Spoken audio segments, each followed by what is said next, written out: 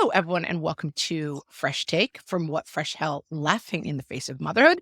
This is Margaret, and today I'm talking to the three authors of Raising a Kid Who Can, Simple Strategies to Build a Lifetime of Adaptability and Emotional Strength.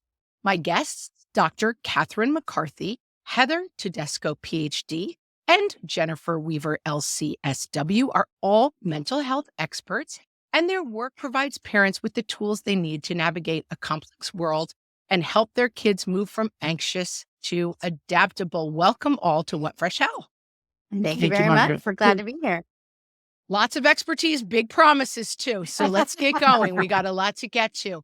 Let's start with this idea of adaptability. It's a word we all know basically what it means, but in brief, I don't want you to try to summarize the whole book. Talk to me about why adaptability became the key focus of this book. We wrote the book starting during the pandemic because of the crisis in mental health that we've been seeing kids. We've been working with kids for and families and parents for 20 years and or more, and all of us just in different ways.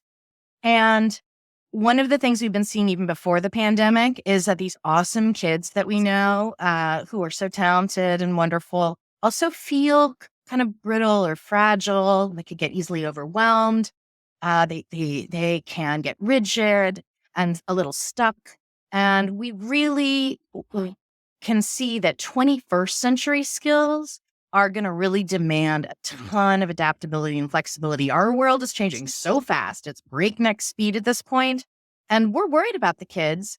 And we want them to be able to take their temperaments and their talents and their differences and be able to be really flexible, be able to roll with the punches, be able to feel tough feelings, but still function okay and not be too derailed. And so that was really the driving force for us of our goal for this book is to help parents, help kids develop this ability to kind of roll. And you talk in the book and you say that many scientists believe we are in the most rapid period of change in all of human history. Let's take both sides of that. That's obviously good in some ways. So in what ways is that good for our kids? Well, I mean, we are just, even though we've been parenting, and I was listening to like podcast, but shameless compliment, but about recently it had someone that was talking about control coming from anxiety, and Dr. Edlin, and with parenting through this lens of fear, because things going so fast, ping all this information, tough things happening like pandemic, bad things that can happen to kids. There's in this era of information overload, which is, giving us so much information, which teaches us so much and so much opportunity. It's at the same time, there's so much fear and circuits in our heads over and over through a lens of anxiety. And even though before the pandemic, a lot of our lectures, and we used to lecture together, and we still obviously do now, because we're tied for a while, and we talk about the age of anxiety, and that this is the age of anxiety, and how to be able to help parent kids in this age of anxiety when parents are understandably anxious. We're wired to be anxious, but we're also wired to be adaptable.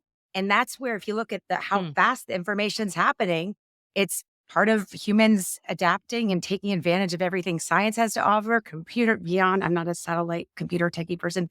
Amazing I got on this. But so there's all this great information, education, being able to get through a pandemic, yin and yang that way. And with it, looking at our lens of not just, okay, this is how do we help people with anxiety, but how do we have people afraid of anxiety, including parents, and take advantage of evolution's, greatest gift, which is to adapt. We're highly adaptable. Look, I mean, 3 years ago, when we thought we got through the pandemic, we got through it, we, as parents, a lot of us might have thought we wouldn't have got through it. So with the intense information, giving us so much information, and at the same time can give us misinformation or anxiety-provoking information, we're adaptable, and we see it in this fast-paced world. Right. So you get to both sides of the equation. The good, yeah, lots of access to information. Great. Yeah. The bad, oh no, too much information. Now we have a huge host of new things to worry about. Go ahead, Jennifer.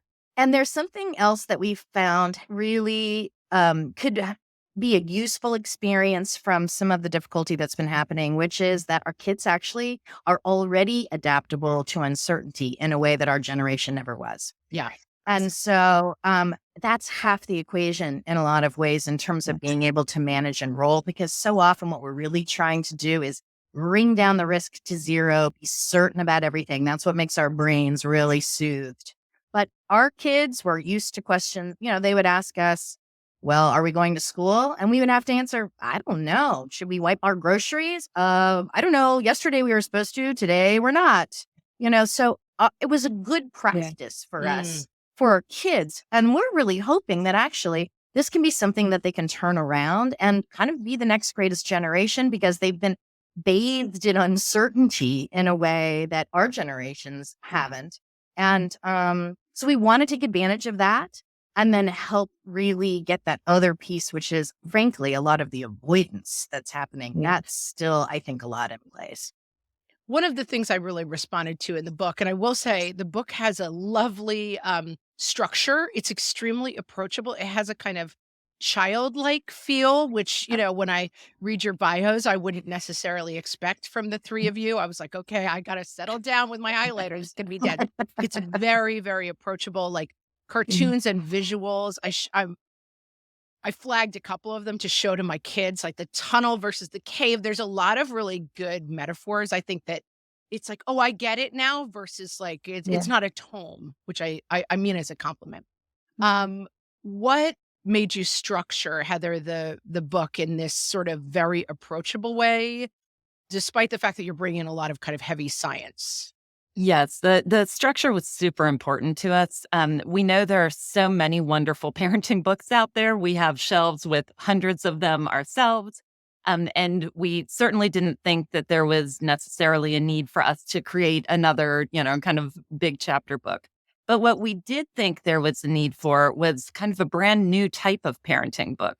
We actually considered a Rick Steves travel guide as a little bit of our muse, where we wanted to make it flexible enough that parents could, if they want to really learn and are really interested in, kind of what are the things that science tells us are most important for our kids' well-being and to help them thrive, they could kind of go through our 10 essentials. But if they're just having a problem in their family and they would like a few ideas for what to do about that, we wanted to make it very easy for them just to open up the book and pop in and, find something that they could use that day. And so I work only with parents. And so, we all have a lot of contact with parents and realize that not everybody wants or needs the exact same thing. And so we wanted to offer people, kind of multiple ways that they could use this book and that they can use it over multiple years and multiple kids. We really tried to keep it, kind of open to how people want it. This takes me very nicely into my next question, that I have 3 kids. I have kids who are neurotypical and kids who are non-neurotypical. Yeah. And I'm always looking when I read books to say, okay, is this addressing all of my kids? Because sometimes I'm like, yeah, that's great for my neurotypical kids, for my non-neurotypical kids, not so much. And how do you address that question as you approach a parenting book, especially as I looked at the chapter list and I realized that kids with ADHD, autism, adverse childhood experiences, all sorts of different points of origin. Most of the things that you're talking about in this book, I would put in the category of tougher skills for kids who deal with some of those points of origin. So how did you think about that when you started writing the book? Well, I was with even the fact that the second essential is attention and self-control.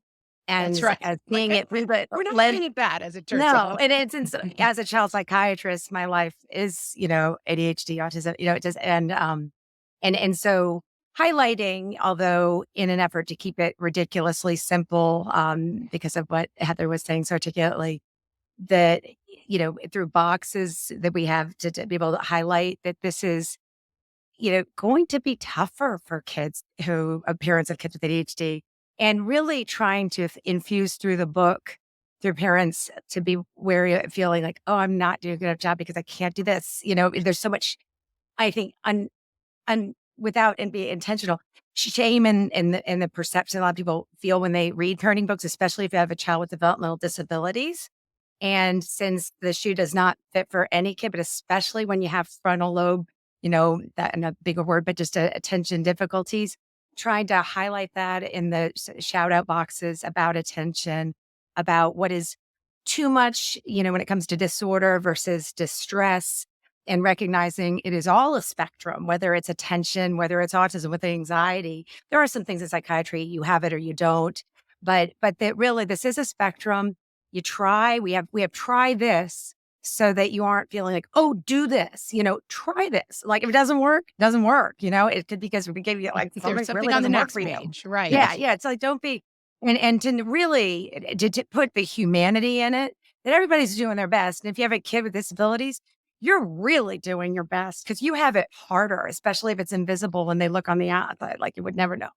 And so you're quietly suffering. So taking away the shame, trying to at least shout out and recognize that there's these diagnoses that, the attention stuff is difficult that way. And, they can sound good, but there's just no way for summer motivation, and that you're doing the best as a parent. And, that's all you can do. I am talking to the authors of Raising a Child Who Can, Simple Strategies to Build a Lifetime of Adaptability and Emotional Strength, and we will be right back.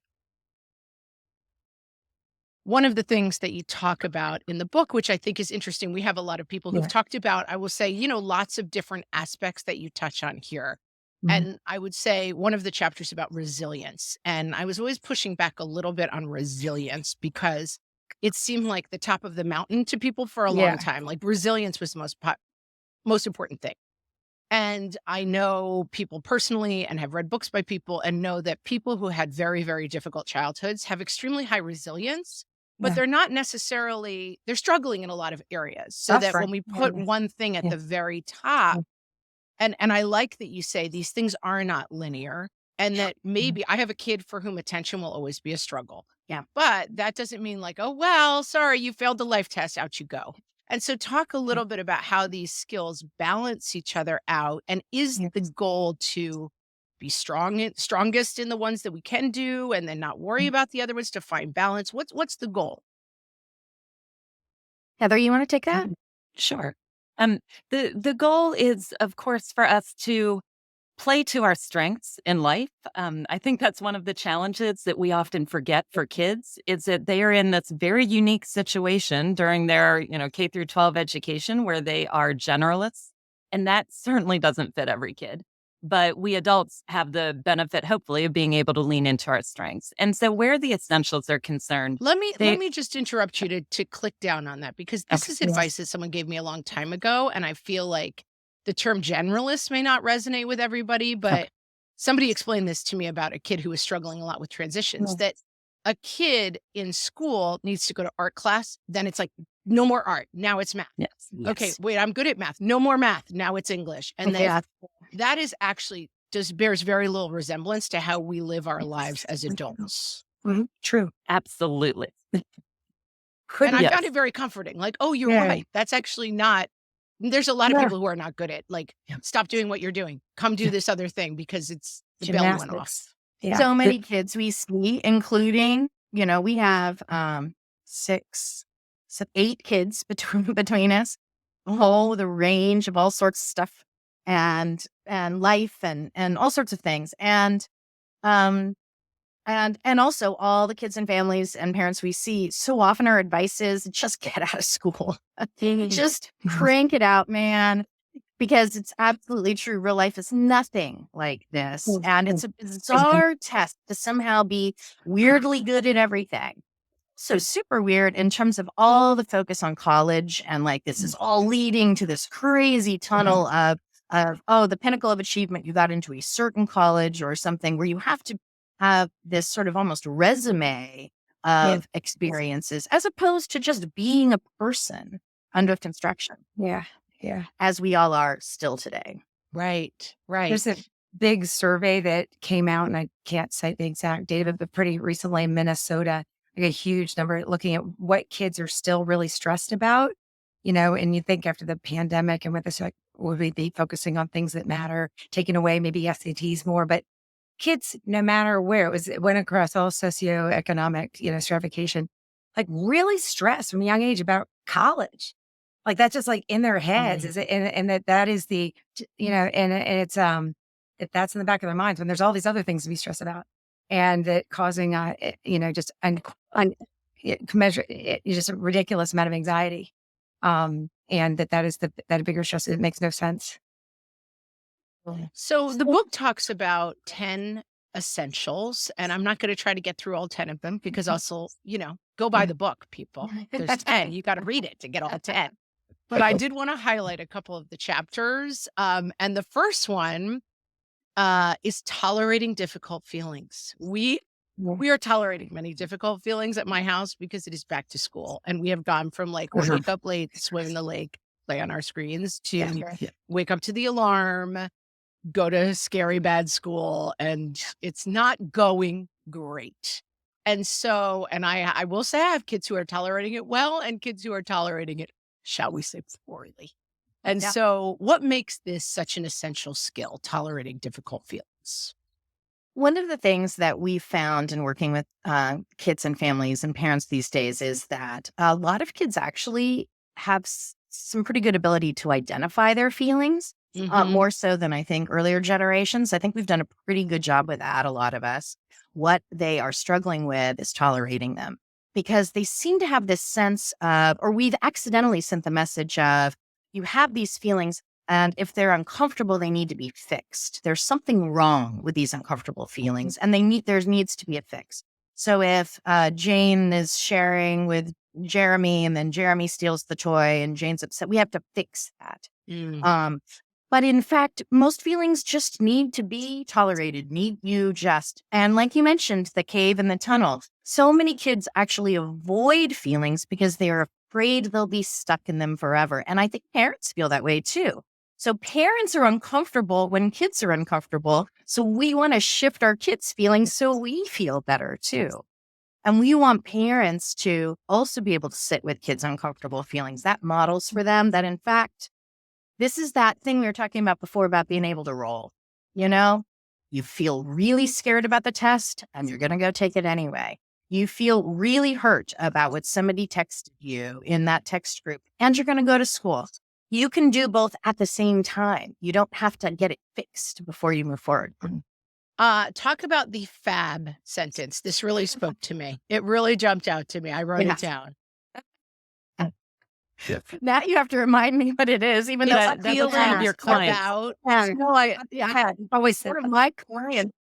One of my clients actually taught me this. No, this teenage girl came in and she said, "I'm going to break a FAB," and I'm just like, "What is this magical thing? I feel about this because of this," and that's exactly right. You name the feeling, and then I wish I could do that. I know it's a podcast, so you can't see, but I'm putting my fingers out. You name and describe the feeling so that you can look at it as separate from your being, yourself. You are aware of it. You see it. You're awake to it. You're not fighting it, but it's not going to control you. It's not going to take over everything. Bust a FAB. So I have a feeling about something because of a reason, correct? Yes, exactly. My big feelings person in my house, I think it's helpful because I think sometimes people hear this. We have an expression on the podcast, tweet, which is what Amy's grandmother would say about something that's just, okay, tweet. Like, it's a little too cute. She's a realist. Tweet is like, okay, there's 400 presents under the tree, but also tweet is let's let our children feel their emotions. I think she would tweet that a little bit because there is a balance between, I think, not suppressing emotions, not saying emotions are bad, not trying to fix everything, but also sometimes I'm like, yeah, school stinks. I get it, but like, I cannot discuss this for 7 hours straight. So where is the line between expressing and kind of overindulging these feelings? Jennifer found it with the sandwich, right? Oh, yes, the sandwich. I have that written down next. The response to that. So Jennifer would go for that. Yeah, that's right. So we want to validate feelings, because naming and validating feelings immediately calm feelings. As Tina Payne Bryson and Dan Siegel say, name it to tame it. You name the feeling, you're immediately not fighting it. But we want to add some confidence in there. We want to add some sort of a little bit of buck up juice in there. So for some kids, all they need is you name the feeling, and then we call it a supportive statement. That's from Ellie Leibovitz and all his amazing work with kids out of Yale. You name the feeling. That sounds really hard, and then you say, "But I think you got it." And then for some kids, they can start to feel stressed with the confidence, and so you can sandwich back in another thing. But I can see why you're so stressed. Yeah, and And one thing that we go ahead. I'd say one thing that we do tell parents is that there is too much of a good thing. And so if we accidentally encourage our kids to just, kind of sit and talk constantly about all of the difficulty of their feelings, that can perseverate sometimes those feelings. And so we have an illustration about a gratitude where we sort of show a flashlight that you can shine that flashlight on contentment, or you could shine that flashlight on worries. There's an element to that with, kind of the difficult feelings as well, where we want to for sure make room for our kids to have those feelings. We want to be an empathetic, supportive presence to those feelings, but we don't want to all get stuck in them accidentally. I love that image. I am talking to the authors of Raising a Kid Who Can, Simple Strategies to Build a Lifetime of Adaptability and Emotional Strength. And we'll be right back. Let's talk about the chapter called Accepting Anxiety. Perhaps a chapter written for me, not my children. And I do like at the end of the book, you're like, oh, by the way, use these for yourself as well. It's not actually just for your kids. You say anxiety is a dance between the parent and child, but there are many ways where the parent can lead. I really liked that image. It's like you're leading a dance, you're not controlling a narrative. What's the difference? I think so much of, just it again comes back to control. And part of the reason, because anxiety feels so unpleasant because it is a mini fight or flight response, we want it to go away. It's just a really, it's not just doesn't feel good to have all that adrenaline that has nowhere to go and run. And so with wanting to whether relieve it in ourselves or in our kids, the either trying to fix it, avoid it, swooping in. And so the dance of kids experiencing anxiety, and parents, okay, we got to help make this go away, divert, or parents having anxiety and then wanting to make sure everything's okay, the back and forth. When it is the human condition and accepting it that we have to have anxiety. We have to. And it's super unpleasant. Not have to be like, oh, give me more experiences for anxiety. I want to have a lot of those. We get plenty all the time. And some of us have bigger amygdalas for real. That's been found. We have bigger fight or flight response. We're born with them. So we're going to get like more unpleasant experiences, even though no one was like each other's head. And so with that, recognizing we have it, it comes and it goes. And we can try to, it's where we put our attention, try to move our attention to other places. We can be present with it, but we don't have to be fixing it in either one. And the goal isn't to always get to a place where we have that control. And we could all wake up and always have control. That'd be great. We all want that. That's our drive, but it isn't going to happen. And it's so not realistic. My kids are just doing back to school. And one of the things they're talking about is school shooter drills. Yes. And one of my kids is really struggling with it. And she said, they're teaching them like how not to open doors and all this different stuff. And it's super scary, tear inducing. And said to me, I said, well, listen, all I can tell you is that the chance of that happening is extremely small statistically. I know it seems like something, and she said, right, but they wouldn't teach it if the chance was zero. I was like, all right, you got me, small child. Yeah. You're not wrong. Yeah. And I think there is a point where you have to actually say, we don't have this. And maybe the pandemic helped with that instinct for us, as you were saying, Jennifer, of like, we had to say, I don't know a lot. Yeah. And I guess my question is, it's okay for our kids to see us not knowing the answers, correct? Yes. It Yes. is not just okay. It is not just okay, it's actually necessary. That is how we Mm. help equip our kids to function well throughout their lifetime. And it goes directly into that parenting instinct, which is to help our kids to alleviate their suffering, to protect them, to love them.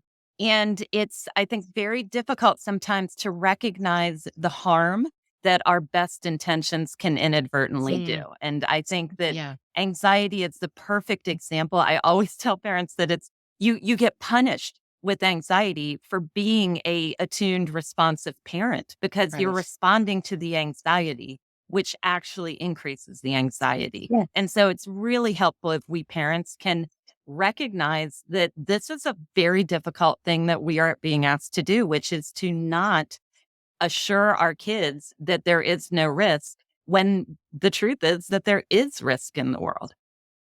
Mm. I'd like to turn to the chapter and the essential that is compassion and gratitude, because I feel like this is something that gets skipped a lot in the parenting discussion because we're like, this is the hack and this is how you're going to make them. And this is how they're going to get grit. There's a box full of self-esteem. You're going to find it out in the woods and hand it to your kid. All these kind of like ideas that we have about like how to have Okay. great kids, that we sometimes skip the chapter on how to have good, decent kids. And I really liked that this was included here. And so talk a little bit about the role of compassion and gratitude.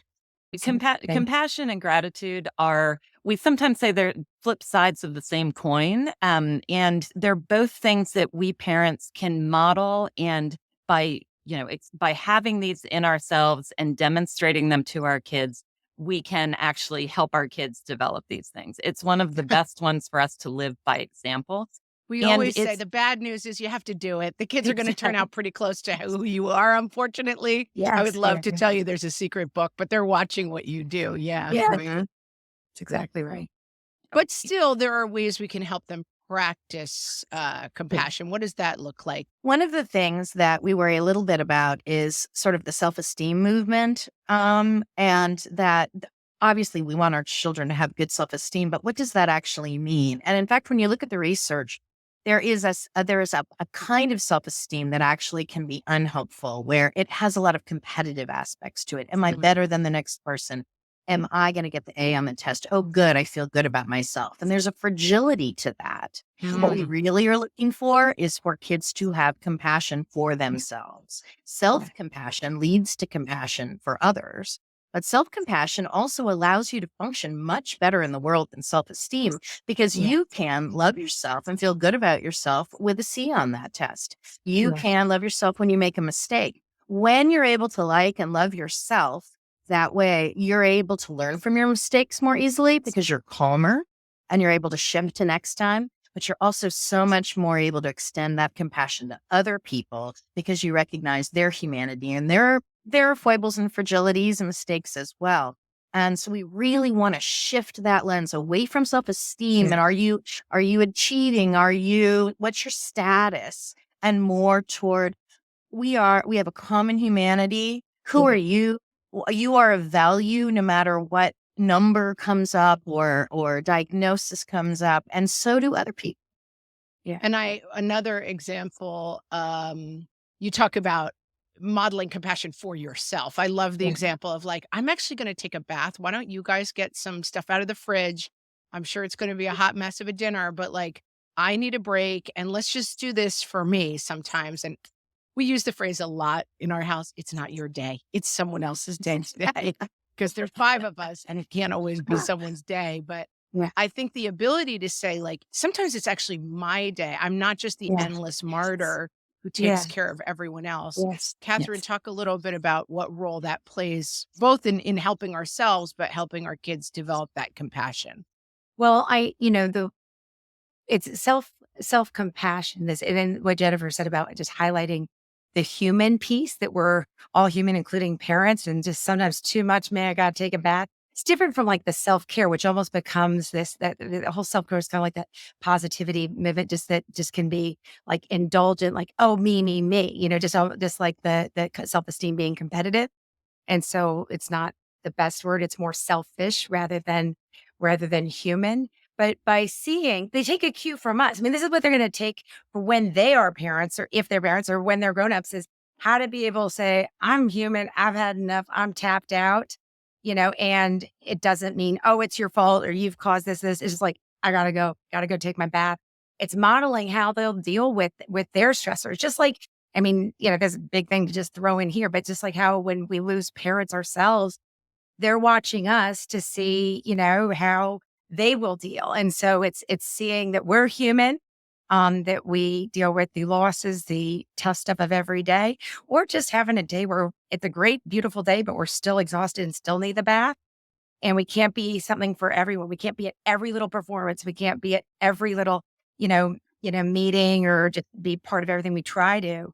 But that we're the human piece, really, the emphasizing of human piece is what we're getting at, and that we hope parents can appreciate about themselves. The book is Raising a Kid Who Can, Simple Strategies to Build a Lifetime of Adaptability and Emotional Strength. Tell us where our listeners can find this book. I will put a plug in for this book. It is extremely accessible. It is not dense. It is like very highlightable. I have lots of, if I hold up my copy, it's got like the flags and the highlights all in it. Very and great, I think, to show to your kids as well some of the examples of like, oh, this is drawn out in a really specific way. So with that said, where can people find more about the three of you, and where can they find the book? It's 2023. We get it. We know how to find a book. But anyway, where can they find it? You can find the book at all major retailers, and you can find information about the book and us at the website, raisingakidwhocan.com. Dr. Catherine McCarthy, Heather Tedesco, PhD, and Jennifer Weaver, Lcsw. Thank you so much for talking to me today. Thanks for having us. Thank you, Margaret.